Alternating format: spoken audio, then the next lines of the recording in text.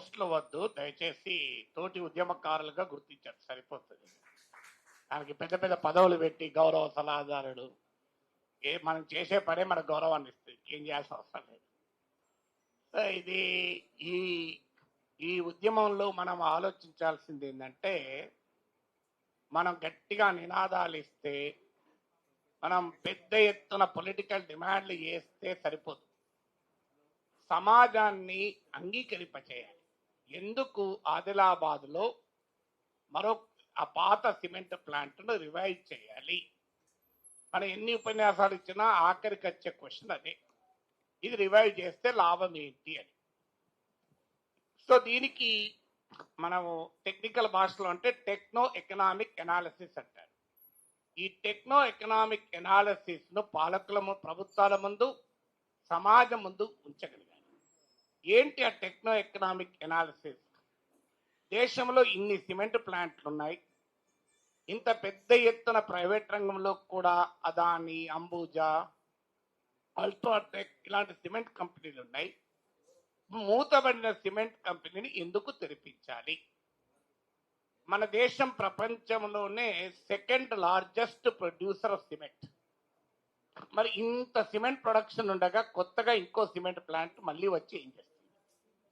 కానీ మన దేశంలో పర్ క్యాపిటా సిమెంట్ కన్జంప్షన్ అంటే తలసరి సిమెంట్ వినిమయం, ఇది ఒక ఇండికేటర్ ఆఫ్ డెవలప్మెంట్. ఎంత అంటే 280 kg, 280 కిలోలు. ఇది ప్రపంచంలో సగటున తలసరి సిమెంట్ వినిమయం 500 కిలోలు. అంటే ఇప్పుడు 280 kgs ఉంది, గ్లోబల్ ఎవరేజ్ 500 kgs. మనతో గ్లోబల్ ఎవరేజ్ అంటే అమెరికా, చైనా, రష్యా, యూరపే కాదు, మీకు తుర్కీ లాంటి దేశాలు ఉన్నాయి. అంటే మన లాంటి మిడిల్ ఇన్కమ్ గ్రూప్ కంట్రీ. తుర్కీలో కూడా మనకన్నా తలసరి సిమెంట్ వినిమయం ఉంది.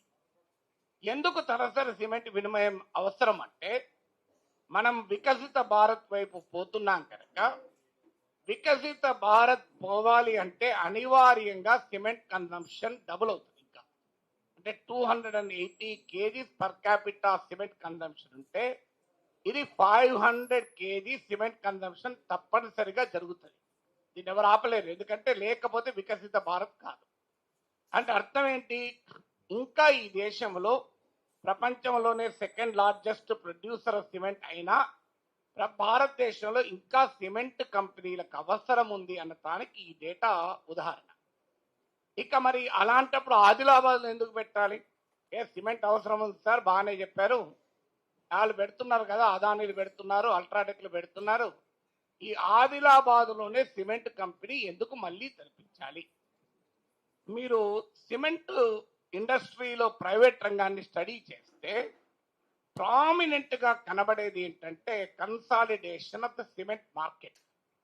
Consolidation of the cement market అంటే ఏంటంటే, సిమెంట్ కంపెనీలు ఒక కంపెనీ మరో కంపెనీని కొనేస్తుంది. మీకు ఉదాహరణకు అదానీ సిమెంట్ సాంఘీ సిమెంట్లు కొనేసింది. ఎందుకు కొంటున్నాయి? కన్సాలిడేట్ ఎందుకు అవుతున్నాయి? దానికి రీజన్ ఏంటి? ఇదొక ట్రెండ్. రెండో ట్రెండ్ ఏంటంటే గ్రీన్ ఫీల్డ్ సిమెంట్ కంపెనీ. కొత్తగా సిమెంట్ కంపెనీ పెట్టడానికి గ్రీన్ ఫీల్డ్ అంటారు, ఉన్న కంపెనీని ఎక్స్పాండ్ చేస్తే బ్రౌన్ ఫీల్డ్ అంటారు. మీరు సిమెంట్ రంగంలో ప్రైవేట్ రంగంలో స్టడీ చేస్తే గ్రీన్ ఫీల్డ్ సిమెంట్ కంపెనీల కన్నా బ్రౌన్ ఫీల్డ్ సిమెంట్ కంపెనీలు పెరుగుతున్నాయి. అంటే ప్రైవేట్ రంగం కూడా ఉన్న సిమెంట్ కంపెనీలను అక్వైర్ చేస్తున్నాయి, ఎక్స్పాండ్ చేస్తున్నాయి. ఇవాళ ఆదిలాబాద్లో వచ్చేటువంటి సిమెంట్ కంపెనీ గ్రీన్ ఫీల్డ్ కాదు, బ్రౌన్ ఫీల్డ్. ఆల్రెడీ ఉన్న కంపెనీనే మనం రివైవ్ చేయమంటున్నాం. అందువల్ల మార్కెట్ కన్సాలిడేషన్ జరుగుతున్న ట్రెండ్, ప్రైవేట్ సెక్టార్లో సిమెంట్ ఎకానమీలో జరుగుతున్న ట్రెండ్కి అనుగుణంగానే ఆదిలాబాద్లో కొత్తగా సిమెంట్ ప్లాంట్ పెట్టమని అనడం లేదు, ఉన్న సిమెంట్ పంటను రివైవ్ చేయడమే అంటున్నాను. ఇక మార్కెట్ కన్సాలిడేషన్ ఎందుకు జరుగుతోంది మీరు గమనించండి. ఎందుకు అదానీ సిమెంట్ సాంఘీ సిమెంట్ కొన్నది? కారణం ఏంటంటే సాంఘీ సిమెంట్ దగ్గర 1 billion tons of lime stone ఉంది. సిమెంట్ ప్రొడక్షన్ లో చాలా మంది తెలిసే ఉంటుంది, 3 రకాల ప్రధాన కాస్ట్లు ఉంటాయి.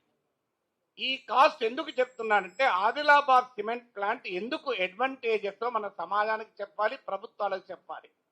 కేవలం మాది సెంటిమెంటు, ఆదిలాబాద్ వెనుకబడిన జిల్లా, ఆదిలాబాద్ అడవుల జిల్లా, ఆదివాసుల జిల్లా సెంటిమెంటు అంటే నడవదు. ఇవాళ కాలాన సిమెంట్ సెంటిమెంట్లు పనిచేయవు. ఇవాళ కాలాన పనిచేయాల్సింది ఏంటంటే కన్విన్స్ చేయగలిగే ఆర్గ్యుమెంట్ ఉండాలి. ఆ ఆర్గ్యుమెంట్, మారల్ ఆర్గ్యుమెంట్ మనది బలంగా ఉంటే ఏ ప్రభుత్వమైనా దిగి వస్తున్నదానికి కాక్రోచ్ల ఉద్యమే ఉదాహరణ. పవర్ ఆఫ్ పార్లమెంట్ కన్నా మారల్ ఆర్గ్యుమెంట్ యొక్క పవర్ చాలా ఎక్కువ ఉంటుంది. లేకపోతే ఎవరికి ఈయనని మోడీ ధర్మేంద్ర ప్రధాన్ ఎందుకు తొలగించాడు? ఆ మారల్ ఆర్గ్యుమెంట్, ఆ కాక్రోచ్ల మారల్ ఆర్గ్యుమెంట్ బలమైంది. అందువల్ల ఈ సిమెంట్ కంపెనీ సాధన సమితి మారల్ ఆర్గ్యుమెంట్ బలంగా ఉంటే ఎంతటి ప్రభుత్వానైనా దించవచ్చు. ఎందుకు మారల్ ఆర్గ్యుమెంట్? సిమెంట్ లో ఉండేటువంటి కాస్ట్ ఏంటి? మొదటిది రా మెటీరియల్.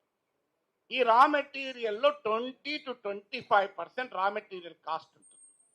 రెండవది పవర్.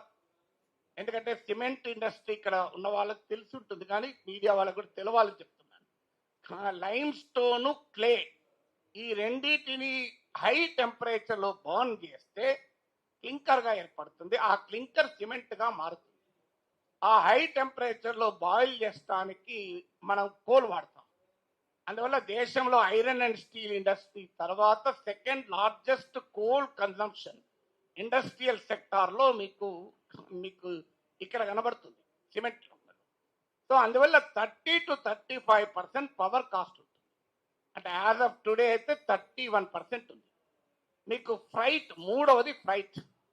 చాలా మందికి గుర్తించని అంశం ఏంటంటే సిమెంట్ ఇండస్ట్రీ సిమెంట్ ఇండస్ట్రీ చాలా ఎక్కువ freight cost intensive sector. Freight అంటే రవాణా. ఎందుకంటే సిమెంట్ ఉండే క్యారెక్టర్ ఏంటంటే లో వాల్యూ హై వాల్యూ. అంటే వాల్యూమ్ ఎక్కువ ఉంటుంది, వాల్యూ తక్కువ ఉంటుంది. ఏ ప్రొడక్ట్ అయినా వాల్యూమ్ టు వాల్యూ కాస్ట్ నిష్పత్తిని బట్టి దాని రవాణా ఖర్చు ఉంటుంది. అందువల్ల సిమెంట్ అనేది లో వాల్యూ హై వాల్యూమ్ కమాడిటీ కనుక దీనికి ఫ్రైట్ కాస్ట్ ఎక్కువ ఉంటుంది. అందువల్ల ఫ్రైట్ కాస్ట్ 25 to 30% ఉంది ఇవాళ ప్రజెంట్ సిమెంట్ ఎకానమీలో. అంటే ఎగ్జాక్ట్ గా చెప్పాలంటే 26% ఉంది. ఇప్పుడు ఆదిలాబాద్ సిమెంట్ కంపెనీ ఎందుకు ప్రయోజనకరం? మొదటిది, మీకు ఈ దేశంలో విచిత్రంగా ఉంటుంది. రాజస్థాన్ లో లైమ్ స్టోన్ ఉంది, ఒరిస్సాలో కోల్ ఉంది. అంటే ఈ లైమ్ స్టోన్ ఏమో రాజస్థాన్ లో ఉంది, ఒరిస్సాలో కోల్ ఉంది. దానివల్ల మీకు రాజస్థాన్ లో సిమెంట్ వాడాలి అంటే power bill 6 to 7 rupees per unit ఉంటే ఒరిస్సాలో పవర్ బిల్లు 3 రూపీస్ ఉంటుంది. కానీ ఆదిలాబాద్ లేదంటే రెండు ఉన్నాయి. అది అడ్వాంటేజ్. మీకు రాజస్థాన్ లో లైమ్ స్టోన్ ఉంది, ఒరిస్సాలో కోల్ ఉంది. ఒరిస్సాలో సిమెంట్ ప్లాంట్ పెట్టాలంటే రాజస్థాన్ నుంచి లైమ్ స్టోన్ తేవాలి, రాజస్థాన్ లో సిమెంట్ ప్లాంట్ పెట్టాలంటే ఒరిస్సా నుంచి కోల్ తేవాలి. రెండు తరిసి మోపడవుతుంది. ఆదిలాబాద్ ఉన్న అడ్వాంటేజ్ అంటే ఈ రెండు ఆదిలాబాద్ లోనే ఉన్నాయి, ఇంకెక్కడ లేవు. లైమ్ స్టోన్ ఉంది, సింగరేణి కాలరీస్, కోల్ ఉంది. అందువల్ల మీకు రెండు కాస్ట్, నేను ఇంతకుముందు చెప్పాను, 20 to 25% రా మెటీరియల్. ఇందులో ముఖ్యమైనది లైమ్ స్టోన్. లైమ్ స్టోన్ పుష్కలంగా ఈ ఆదిలాబాద్ సిసిఐకి ఉంది. 48.18 million tons of lime stone నిల్వలు ఉన్నాయి. ఇది సుమారు 100 సంవత్సరాలకు సరిపోయే లైమ్ స్టోన్ నిల్వలు ఉన్నాయి. ఇవాళ ప్రైవేట్ కంపెనీలు, అదానీ లాంటి కంపెనీలు లైమ్ స్టోన్ ఉన్న సాంఘీ సిమెంట్ లాంటి కంపెనీలను టేక్ ఓవర్ చేస్తున్నాయి. ఆదిలాబాద్ కంపెనీకి ఆ అవసరం లేదు, ఆల్రెడీ లైమ్ స్టోన్ డిపాజిట్స్ ఉన్నాయి. అందుకే రాజస్థాన్ లో లైమ్ స్టోన్, ఒరిస్సాలో పవర్ ఉన్న పరిస్థితి ఆదిలాబాద్కు లేదు. సూర్యచంద్రులు రెండు ఒకటే చోటు ఉన్నాయి. ఇది ఆదిలాబాద్ సిమెంట్ ప్లాంట్ కున్న కాస్ట్ బెనిఫిట్ అనాలిసిస్. ఇక రెండవది పవర్ కాస్ట్. ఈ పవర్ కూడా ఏమవుతుందంటే కోల్ ప్లాంట్ కు మీకు దీనికి అంటే సిమెంట్ ప్లాంట్ కు మధ్యలో ఉన్న distance cement production cost decide చేస్తుంది. ఎందుకంటే ఫ్రైట్ చార్ట్ 26% ఉన్నది, 25 to 30% ఉన్నది. సో ఇక్కడ ఆదిలాబాద్కి వచ్చే వరకు కన్సంప్షన్ సౌత్ లో ఎక్కువ సిమెంటు, కోలు ఆదిలాబాద్ దగ్గర ఉంది. అంటే ఒకటి raw material, production centre, consumption centre, ఈ మూడింటిని ఇంటగ్రేట్ చేస్తుంది ఆదిలాబాద్ సిమెంట్ కంపెనీ. అంటే సౌత్ లో మీకు దేశంలో ఉండే సిమెంట్ ప్రొడక్షన్ లో 32% సౌత్ లోనే ఉంది. మీకు ఈస్టర్న్ ఇండియాలో మీకు మీకు ఈ ప్రొడక్షన్ తక్కువ, కన్సంప్షన్ ఎక్కువ ఉంది. సో మనకి ఈస్టర్న్ ఇండియా కూడా సమీపంలో ఉంటుంది కంపారిటివ్లీ. అందువల్ల ఇటు ఫ్రైట్ కాస్ట్ తక్కువ ఉంటుంది, లైమ్ స్టోన్ అవైలబుల్ గా ఉంది, పవర్ కాస్ట్ తక్కువ ఉంటుంది కనుక Adilabad cement plant techno economic analysis చేస్తే చాలా సులభంగా ప్రొడక్షన్ చేసే అవకాశం ఉంది. అందువల్ల దేశంలోమో 280 kgs per capita consumption of cement ఉంటే ప్రపంచంలో 500 kgs ఉంది. అందువల్ల మన దేశంలో సిమెంట్ అవసరం ఉంది, సిమెంట్ డిమాండ్ పెరుగుతుంది. ఇంకో ఇంట్రెస్టింగ్ పాయింట్ చెప్తాను. ఇవాళ దేశ జీడిపి 7 to 8% పెరుగుతుంటే సిమెంట్ ఇండస్ట్రీలో production, cement industry growth rate GDP కన్నా 1.08 టైమ్స్ ఉంది. అంటే 8.6, 8.9% ఉంది. మీకు ఏప్రిల్ టు జూలై 2026, నేను ఈ ఫైనాన్షియల్ ఇయర్ డేటా చెప్తున్నాను. ఏప్రిల్ టు జూలై, ఈ first 4 months of this financial year compared to the earlier financial year cement industry growth 8.9% ఉంది, 8.6% ఉంది, అరౌండ్ 8.6 to 8.9. మరి ఎకనామిక్ గ్రోత్ రేట్ ఏమో 6.7% ఉంది. అంటే జీడిపి గ్రోత్ రేట్ కన్నా కూడా ఇండియాలో సిమెంట్ డిమాండ్ ఎక్కువ ఉంది. మరి సిమెంట్ డిమాండ్ ఎక్కువ ఉంది. నేను 2 డేటా పాయింట్స్ చెప్పాను. పర్ క్యాపిటా కన్సంప్షన్ ఏమో 280 kgs ఉంది, గ్లోబల్ది 500 ఉంది. జీడిపి 6.7% ఉంటే మీకు 8.9% సిమెంట్ గ్రోత్ రేట్ ఉంది. అందువల్ల ఇంత డిమాండ్ ఉంది. ఆదిలాబాద్ ప్లాంట్ కు ఫ్రైట్ కానీ రా మెటీరియల్ కాస్ట్ అడ్వాంటేజెస్ ఉన్నాయి, పవర్ కానీ 3 అడ్వాంటేజెస్ ఉన్నాయి.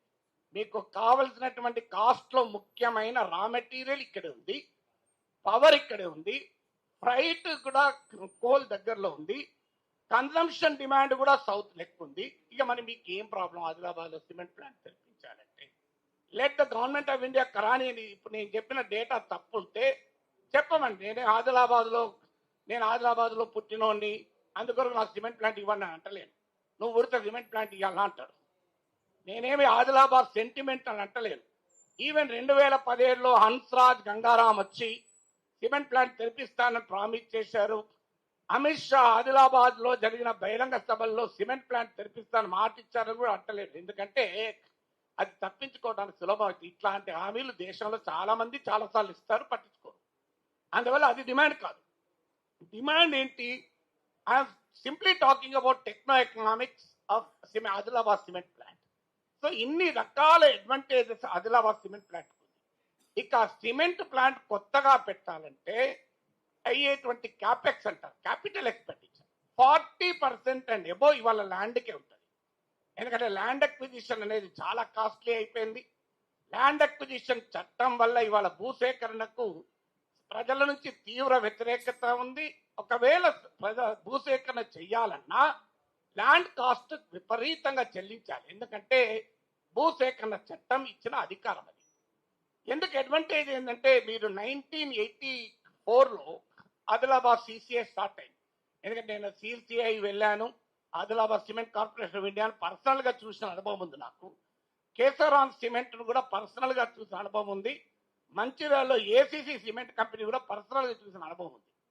అందువల్ల సిసిఐ 84లో నాకు గుర్తున్నంత వరకు చెప్పాలి, ఇక్కడ ఆదిలాబాద్ 79 ఆ ప్రాంతంలో భూసేకరణ చేసినట్టున్నారు కదా. 79లో అప్పుడు ఎంత ఎకరానికి 2-3 వేల రూపాయలు ఇచ్చి భూమి సేకరించారు. ఇవాళ అదే భూమి సేకరించాలంటే కనీసం 3-4 కోట్లు ఇవ్వాలి.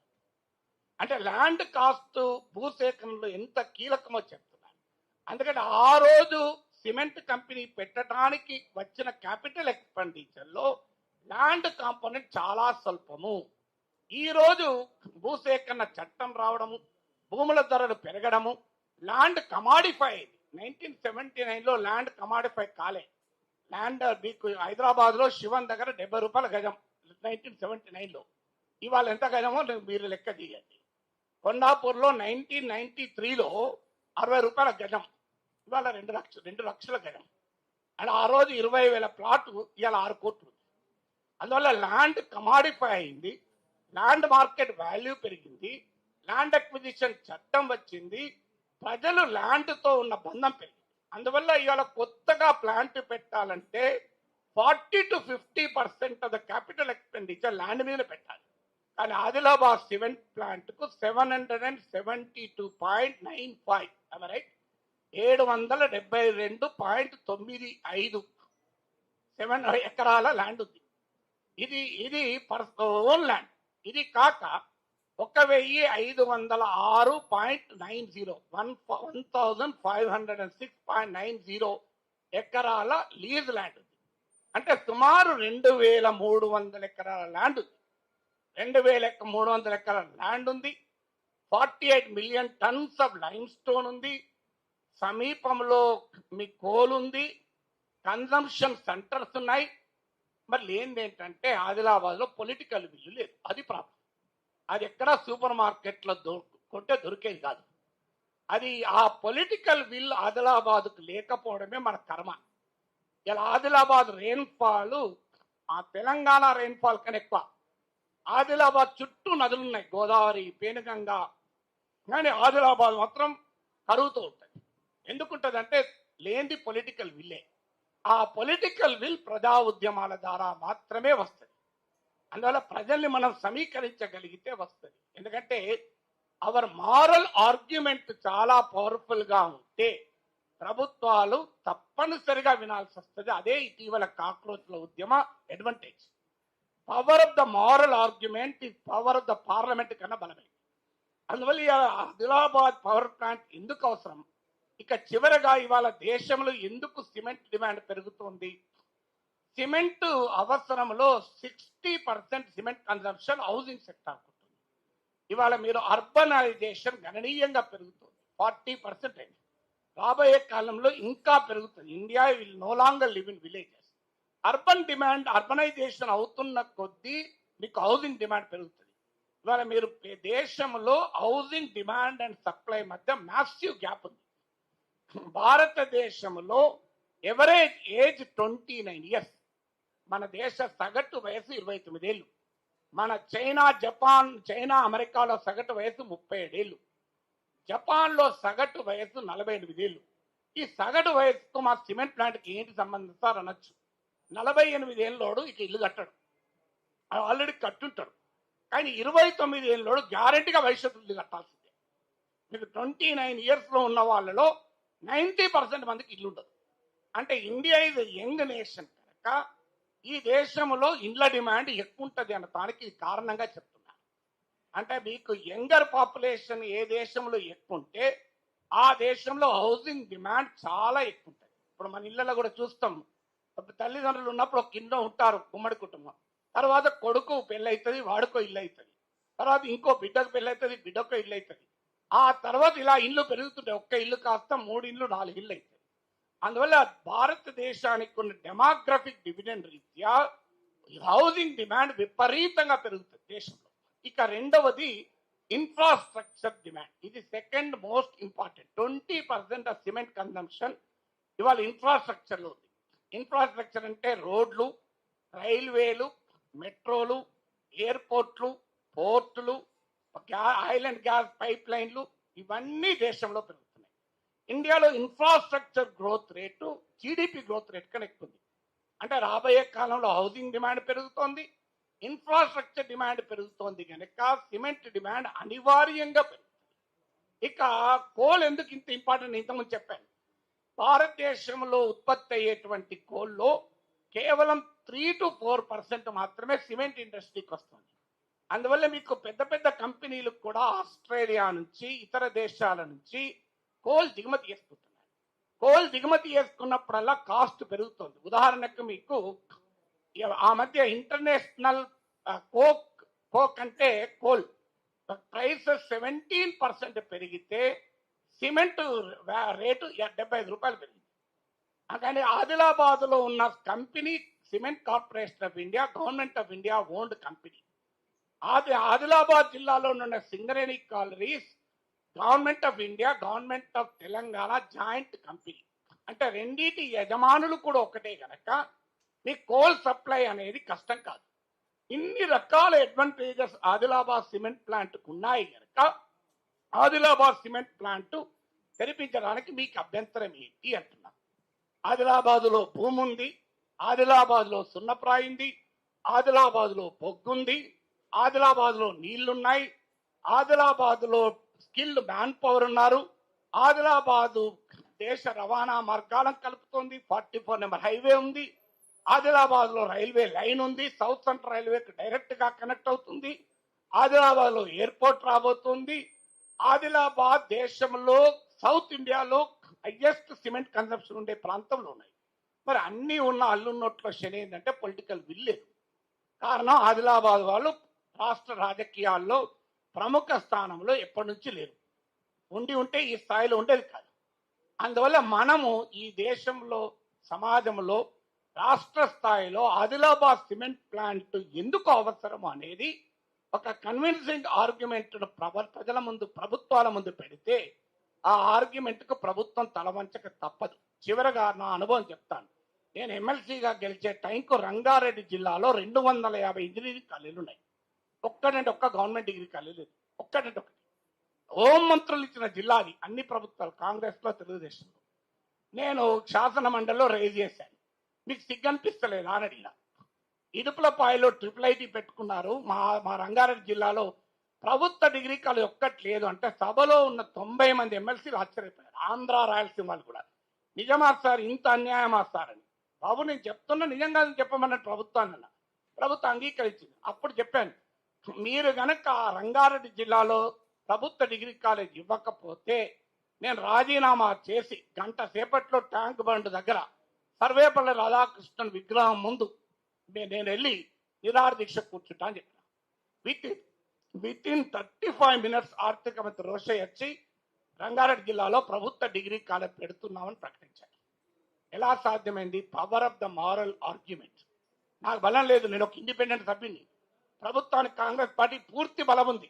అయినా ఎందుకు చేయగలిగామంటే the power of the moral argument. ఇంత 250 ప్రైవేట్ ఇంజనీరింగ్ కాలేజీలు ఉన్న చోట ఒక్క ప్రభుత్వ డిగ్రీ కాలేజ్ లేదు, మీకు సిగ్గనిపిస్తలేదా అని అడిగితే ఆన్సర్ లేదు వాళ్ళ దగ్గర. అందువల్ల ఇలా ఆదిలాబాద్ సిమెంట్ ప్లాంట్ అవసరాన్ని, ఆవశ్యకతను, ఒక వెనుకబడిన ప్రాంతంలో ఇండస్ట్రియల్ ఇకో సిస్టమ్ డెవలప్ అయితే వచ్చే ప్రయోజనాల్ని కాస్ట్ బెనిఫిట్ ఎనాలిసిస్ లో మనం సమర్థవంతంగా ప్రభుత్వాల ముందు, సమాజం ముందు ఉంచాలి. ఆ ఉద్యమాన్ని ఉధృతం చేయాలి. నేను ఎప్పుడూ మీ ఉద్యమంలో భాగస్వామిగా ఉంటానని చెప్తూ సెలవు తీసుకుంటాను.